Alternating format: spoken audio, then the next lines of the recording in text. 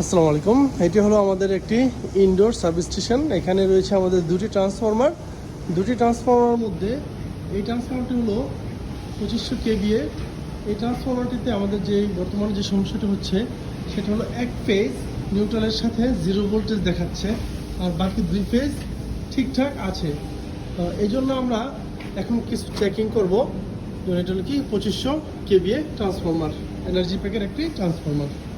প্রথমেই আমরা বিসিবি থেকে শুরু করব। এই যে আমরা এখানে বিসিবিগুলো খুলে নিয়েছি।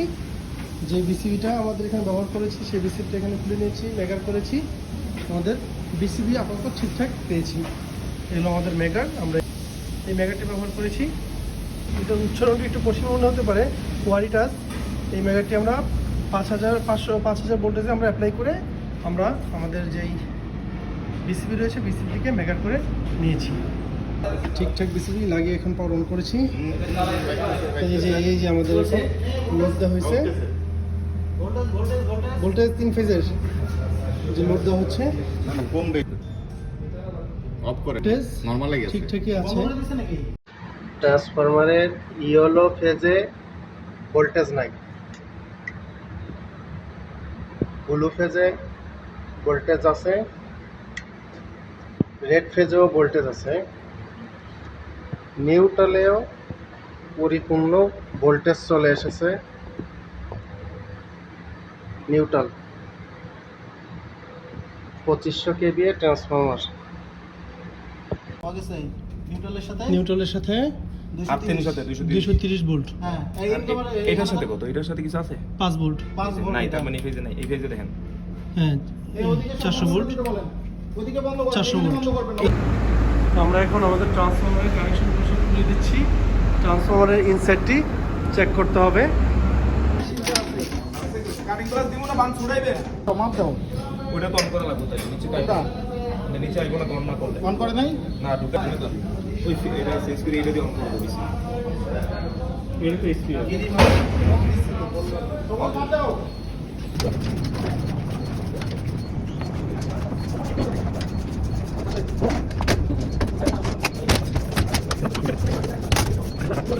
আসসালামু আলাইকুম ভিউয়ার্স, আমি এখন আমাদের 2500 কেভিএ ট্রান্সফরমারের শর্ট সার্কিট টেস্ট করতেছি।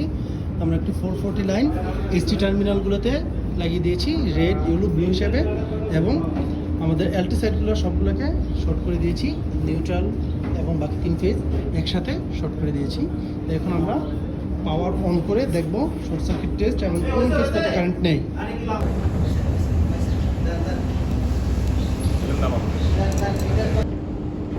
দেন ঘুমান কেমনে শুরু করেন। অন করলাম, বিসমিল্লাহ।